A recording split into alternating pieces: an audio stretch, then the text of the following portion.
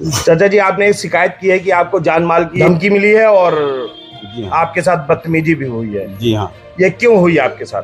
ये budget meeting थी और 22 तारीख को 2 बजे से मैं टाइम पर पहुंचा। वहां पर बजट जब मैंने देखा तो बजट में इतनी अनियमितताएं थीं जो बिंदु नहीं थे।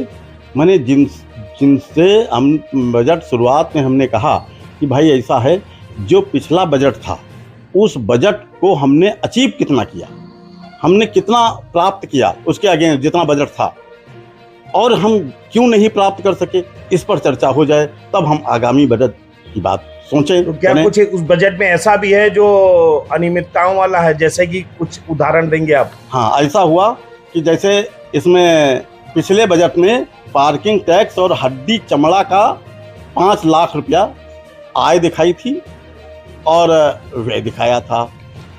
तो मैंने कहा कि भाई हड्डी चमड़ा और पार्किंग स्थल जब नगर में है नहीं तो आपको इनकम कैसे हुई, या उसके अगेंस्ट अगर आपने कुछ प्राप्त किया हो तो बताइए।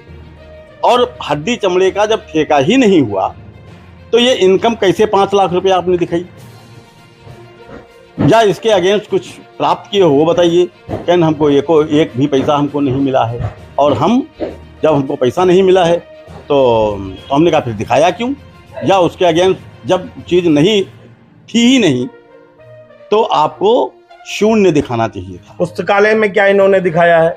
पुस्तकालय में ये है कि पिछली बार पुस्तकालय एक ऐसी चीज़ है जो किसी ज़माने में हमारे यहाँ जगन पुस्तकालय पंडित गोविंद बल्लभ पंत ने स्थापित किया था। जगन पुस्तकालय माने जगन बाबू के नाम से मशहूर जगन्नाथ प्रसाद अग्रवाल, जो जनपद के गांधी कहे जाते हैं, उनके नाम पर पुस्तकालय की स्थापना की गई थी। और उस समय करीब करीब उनके द्वारा 2 लाख रुपए की किताबें दी गई थी, और उस समय 2 लाख की किताबें बहुत थी। एक आदमी के ये जो व्हील होती है उस जो मतलब एक किस्म का ठेला समझ लीजिए, वो ठेले पर किताबें ले जा करके नगर में घूमता था। जिसको जो किताब लेनी होती थी किराए पर लेता था, अगले दिन देता था, या जितने दिन रखना चाहता था वो पैसा उससे आता था। और नगर पालिका के अंदर वाचनालय था, वहाँ पर आदमी आकर के पढ़ता था, जो किताबें ले जाता था उसका किराया देता था। इस प्रकार से उसकी इनकम होती थी। तो आज भी है क्या पुस्तकालय? पुस्तकालय खत्म हुए करीब आज 95 88 से, जब 88 के पूर्व नगर पालिका सुपर सीट थी, सन 71 के बाद 88 में चुनाव हुआ, 17 साल बाद। तो उस पीरियड में उसके बाद से वो सब किताबें कहाँ गईं, कैसे गईं, कौन ले गया, इस बारे में नहीं जानकारी है। लेकिन सन 88 के बाद जब से मैं नगर पालिका में सक्रिय हुआ तब से नगर पालिका का पुस्तकालय नहीं था। तो जब नहीं था तो हमने कहा कि ये पुस्तकालय तो प्रत्येक वर्ष इसका जो है एक्सपेंस दिखाते होंगे, खर्चा दिखाते होंगे। पुस्तकालय में पिछले वर्ष 11,05,428 रुपए का इन्होंने अनुमान ये लगाया था, मतलब व्यय दिखाया। और इस बार 7,56,668 रुपया। मतलब जब पुस्तकालय है नहीं तो खर्चा ये काहे नहीं, तो ये खर्चा कहाँ हो रहा है, और जो आप पैसा आप लाते कहाँ से हैं? पुस्तकालय से। जब पुस्तकालय है ही नहीं तो उस पर व्यय कहाँ से होता है? इसको आपने शून्य क्यों नहीं किया? इसी प्रकार से कई मद ऐसे हैं जो हैं ही नहीं और उन पर बढ़ता रहा।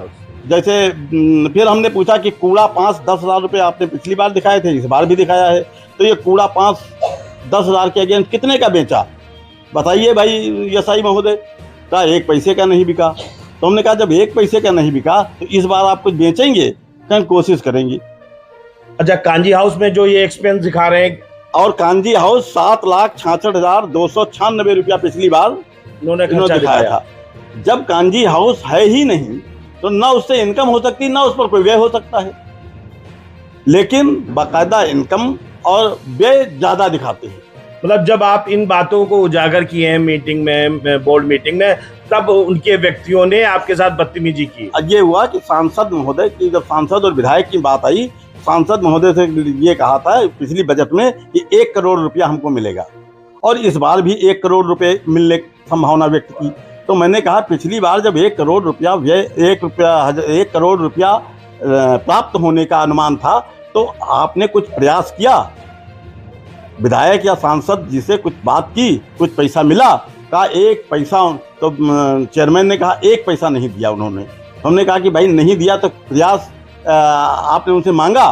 कहें उन्हीं की भाषा में, अरे कत्ते दफ़े गए उनके हुआ, कई दफ़ा मांगेन लेकिन वही कुछ सुनबे ना है कहीं। तो हम कहा देखिए, अगर आपके कहने से नहीं दिए तो यहाँ पर 25 मेंबर बैठे हुए हैं, इन सबको कहते कि भाई और विधायक जी को, सांसद जी को बुलाते, हम हमारे यहाँ उनका सम्मान करते, और उसके बाद चुपके से ये बात कहते कि भाई हम 25 लोग ये मांग करते हैं आपसे, ठीक है, तो कुछ न कुछ तो वो देते ही। तो ये प्रयास नहीं किया गया, और अब किस से मिल ये फिर 1 करोड़ रुपए आपने अनुमानित आय रखी है, तो क्या जरूरी है कि मिल ही जाएगा जब पिछली बार 1 पैसा नहीं मिला? तो प्रयास करने की जरूरत है। बगैर प्रयास के ये बजट झूठ का बिल्कुल पुलिंदा है। जो चीज है नहीं उस पे आपने आय दिखा दी। ये बजट पास हो गया? हाँ, बजट तो 23 मेंबर थे वहां पर, और मेरे और साकिब के अतिरिक्त।